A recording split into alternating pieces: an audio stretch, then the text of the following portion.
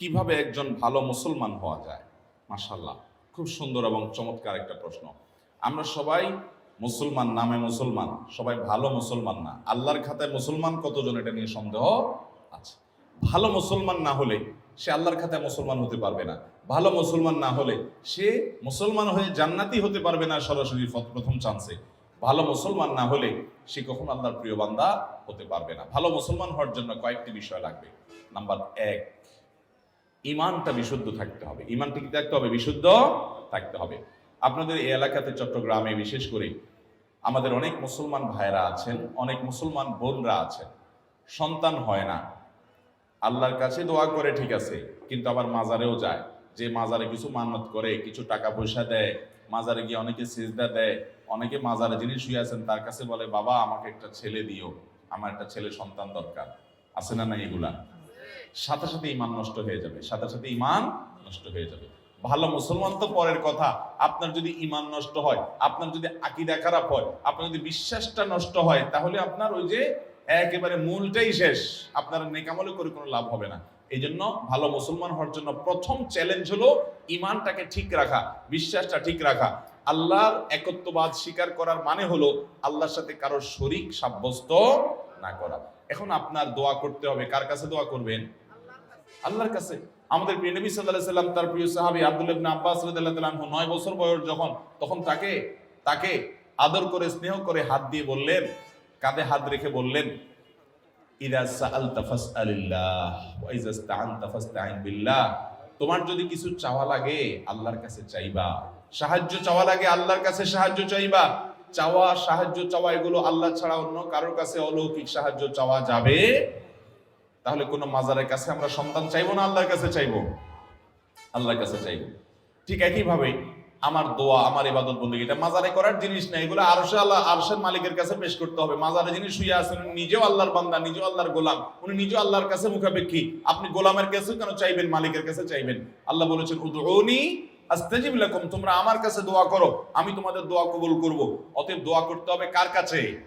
আল্লাহর কাছে। ভালো মুসলমান হওয়ার জন্য ইমান ঠিক রাখতে হবে। ইমানের মধ্যে কোনো শিরিক থাকতে পারবে? অন্ধের মতো আনুগত্য কোন দলের করবেন, কোন ব্যক্তির করবেন? অন্ধের মতো আনুগত্য, সব কথা শুনবো, এটা কার হবে? শুধুমাত্র আল্লাহ। আর সবার এই বেলা এটা চলবে না। এমনকি আমিও যদি কথা বলি, কোন আলেমও যদি কথা বলে, তার যদি ভালো কোনো কথা হয় সেটা নিবেন। কোনো কথা যদি খারাপ মনে হয়, কোরআন হাদিসের বিরুদ্ধে যায়, তিনি বললেও আপনি সেটা মানবেন। এর নাম হলো মুসলমান। ইমান ঠিক রাখতে হবে যে আমি কার গোলামি করব, কার কথা শুনবো, কার আনুগত্য করব, কার কাছে দোয়া করব, শুধু আল্লাহ। তিনি ছাড়া আর কেউ হতে, তার সাথে আর কাউকে শরীক সাব্যস্ত করা যাবে। ইমানটাকে ঠিক করতে হবে ভালো মুসলমান হওয়ার জন্য। 1 নাম্বার 2, ভালো মুসলমান হওয়ার জন্য 5 ওয়াক্ত নামাজ সুন্দর করে, ভালো করে বুঝেন। 5 ওয়াক্ত নামাজ শুধু পড়লে হবে না। কিভাবে পড়তে হবে? সুন্দর করে। নামাজ সুন্দর কিভাবে করবেন? 2 ভাবে করবেন। নাম্বার 1, সময় হওয়ার পর দেরি না করে যত তাড়াতাড়ি সম্ভব নামাজ পড়বেন। অনেকে নামাজ পড়ে শেষ উঠতে যায়। বিশেষ করে আমাদের মা বোনদের মধ্যে এই রোগ আছে।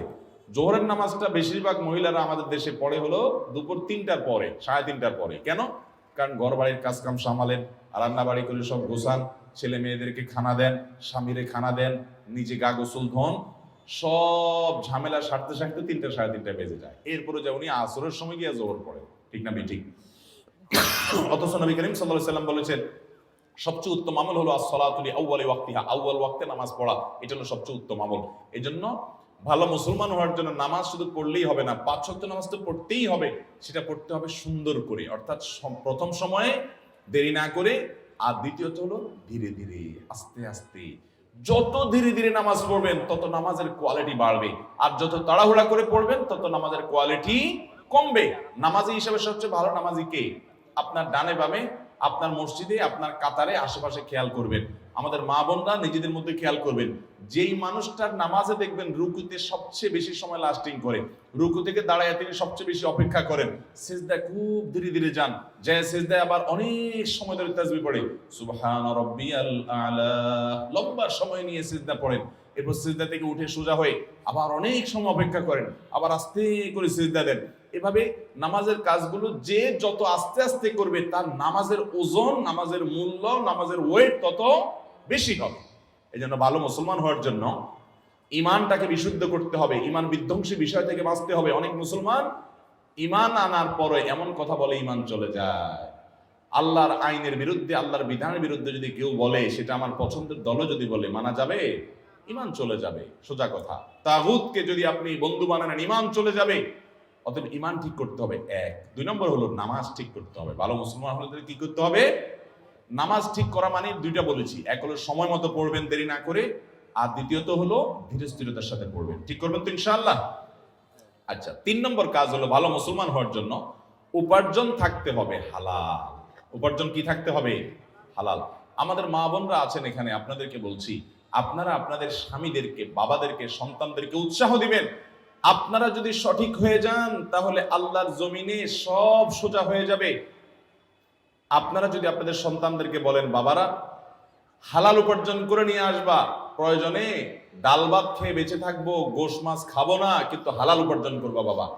অন্যের ছেলে মেয়েরা বিল্ডিং হাঁকায়, গাড়ি হাঁকায়, টাকা পয়সা চকচকে দেখা যায়, আমার দরকার নাই বাবা। হালাল যদি করতে পারো, ব্যবসা বাণিজ্য করে আলহামদুলিল্লাহ করো, আর না হলে আমার দুর্নীতি করে, ঘুষ, চুরি, ডাকাতি, এই সমস্ত মানুষের হক নষ্ট করে পয়সা আনবা না, আমরা কষ্ট করে থাকবো। এইটা যদি আপনি করতে পারেন, আপনি ভালো মুসলমান হতে পারবেন। এটা খুব কঠিন কাজ, কিন্তু নামাজ পড়াও সোজা, ইমান রাখাও সোজা, রোজা রাখাও সোজা, পর্দা করাও সোজা, কোরআন তেলাওয়াত করাও সোজা, ওয়াজ শোনাও সহজ। এই যুগের সবচেয়ে কঠিন কাজ হলো আমার উপার্জনটা সব টন টন করে বাজবে। বাজা বুঝেন? এত হালাল হবে যে সেখানে কোনো ভেজাল থাকবে, চেষ্টা করা যাবে না ইনশাআল্লাহ। এটা মুশকিল হলো কি জানেন? এটা করতে গেলে যুদ্ধ করা লাগে নিজের সাথে, কারণ আশেপাশে সবাই 2 নম্বর পথে টাকা পয়সা কামে আঙ্গুল ফুলে কলা গাছ হয়ে যায়। এটা দেখে আপনার মা বাপ বলবে, আপনার স্বামী, আপনার স্ত্রী বলবে, আপনার বন্ধু বান্ধব বলবে, ছেলে মেয়ে বলবে, তুমি কি করো? আরে দুধ করো, পরে আল্লাহকে রাজি করে নেওয়া যাবে। এগুলো ভুল। ভালো মুসলমান হওয়ার জন্য উপার্জন হারাম, এটা থেকে বেঁচে হালাল উপার্জন থাকতে হবে ইনশাআল্লাহ। হালাল উপার্জন না থাকলে কোনো ভালো মুসলমান হওয়ার কোনো সুযোগই নেই, দোয়াই কবুল হবে না, সোজা কথা। ওই শরীরই জান্নাতে যাবে। নবী সাল্লাল্লাহু আলাইহি ওয়াসাল্লাম বলেছেন যে শরীর হারাম দ্বারা গঠন হয়েছে। এই জন্য চ্যালেঞ্জ নিতে হবে মুসলমান যুবকদেরকে, যুবতীদেরকে, সবাইকে, যে আমরা হারাম আমাদের শরীরে প্রবেশ করাবো। ভালো মুসলমান হওয়ার জন্য 3 নম্বর পয়েন্ট বলেছি, হালাল উপার্জন হওয়া। 4 নম্বর পয়েন্ট হলো আচরণ ভালো হওয়া। আজকাল দেখবেন অনেক নামাজি কালামি মুসল্লি পাওয়া যায়, কিন্তু আচরণ খারাপ, ব্যবহার খারাপ, অধিকার নষ্ট করে শ্রমিকের, অধিকার নষ্ট করে কাজের লোকের, অধিকার নষ্ট করে বউ হয়ে শাশুড়ির অধিকার নষ্ট করে, শ্বশুরের অধিকার নষ্ট করে, শ্বশুর শাশুড়ি হয়ে বউয়ের অধিকার নষ্ট করে, স্বামী হয়ে স্ত্রীর অধিকার নষ্ট করে, স্ত্রী হয়ে স্বামীর অধিকার নষ্ট করে, বন্ধু হয়ে বন্ধুর অধিকার নষ্ট করে, প্রতিবেশী হয়ে প্রতিবেশীর অধিকার নষ্ট করে, এমনকি মুসলমান হয়ে প্রতিবেশী অমুসলমান তারও অধিকার নষ্ট করে। প্রতিবেশী